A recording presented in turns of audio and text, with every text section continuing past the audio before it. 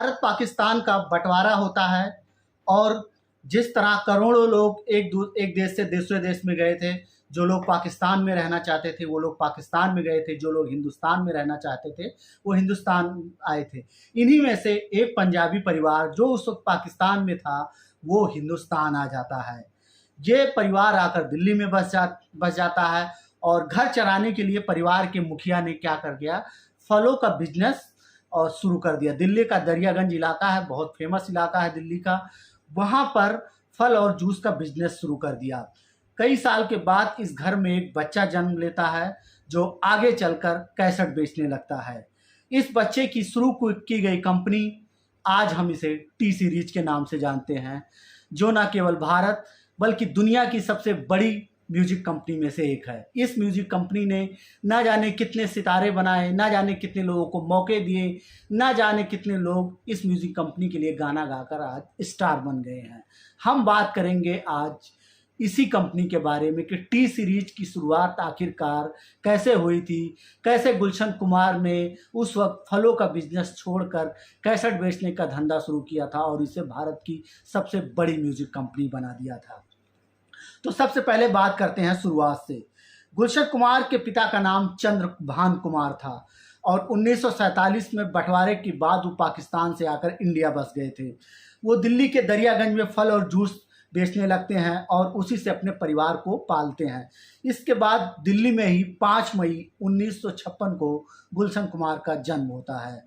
जब गुलशन कुमार बड़े हुए तो उन्होंने भी अपने पिता के साथ इसी धंधे को करना शुरू कर दिया। वो अपने पिता का हाथ बटाने लगे।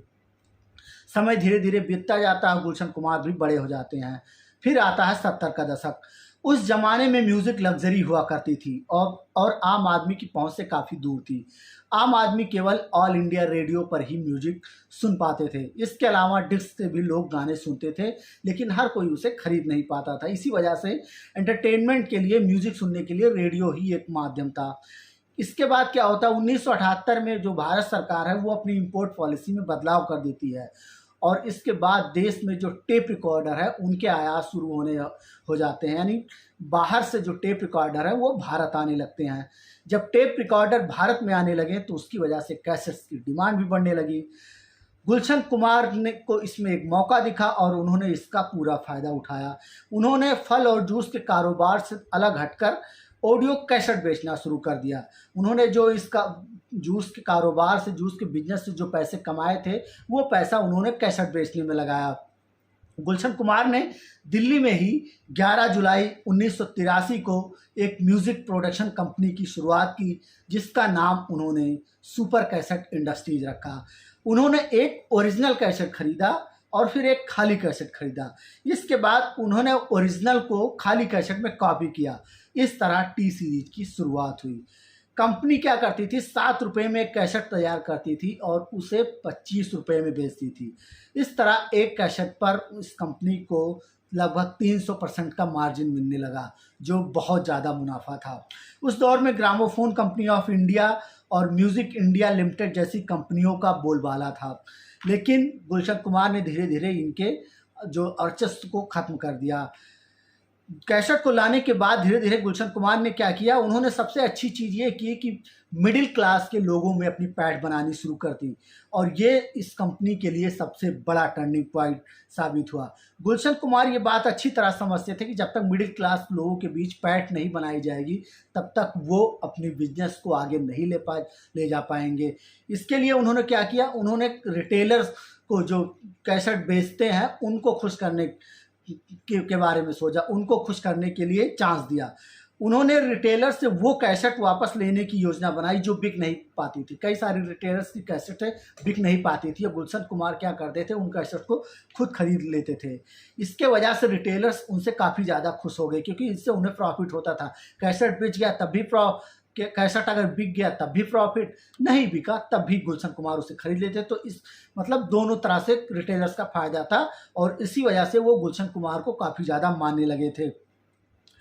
कंपनी को आगे ले जाने के लिए गुलशन कुमार ने क्या किया, क्योंकि बॉलीवुड उस वक्त मुंबई में था, तो उन्होंने क्या किया, दिल्ली से मुंबई शिफ्ट करने का फैसला किया। उस दौर में कॉपीराइट लॉ था, जिसके तहत किसी भी गाने को रिलीज होने के 3 साल बाद ही उसकी री रिकॉर्डिंग की जा सकती थी। गुलशन कुमार ने इसका पूरा फायदा उठाया।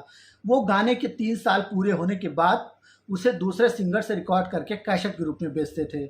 इस तरह क्या हुआ, कंपनी जो है काफ़ी आगे बढ़ गई। नतीजा भक्ति हो या फिल्मी, घर घर में टी सीरीज की कैसेट पहुंचने लगी। उन्होंने म्यूजिक इंडिया और पॉलीडोर कंपनी, जो हमने आपको पहले बताया, उनके दबदबे को खत्म कर दिया। सोनू निगम और अनुराधा पौडवाल, जो आज के ज़माने के बहुत बड़े सिंगर हैं, उनको गुलशन कुमार ने ही मौका दिया था। उनसे भक्ति गाने गवाए थे और ये भक्ति गाने काफ़ी फेमस उस वक्त हुए थे। धीरे धीरे उस दौर के कई दिग्गज सिंगर्स जो है वो टी सीरीज के लिए गाने लगे और कंपनी ने इतिहास रच दिया। अगर बात करें तो टी सीरीज इस वक्त कई हज़ार करोड़ रुपए कमा रही है। एक रिपोर्ट के मुताबिक, कुछ महीने पहले एक रिपोर्ट आई थी, इसके मुताबिक कंपनी का रेवेन्यू इस वक्त 4000 करोड़ रुपए से भी ज़्यादा है, जबकि 5800 से ज़्यादा फिल्मों में इस म्यूज़िक के, मतलब इस कंपनी के जो म्यूज़िक है, इसने म्यूज़िक दिए हैं।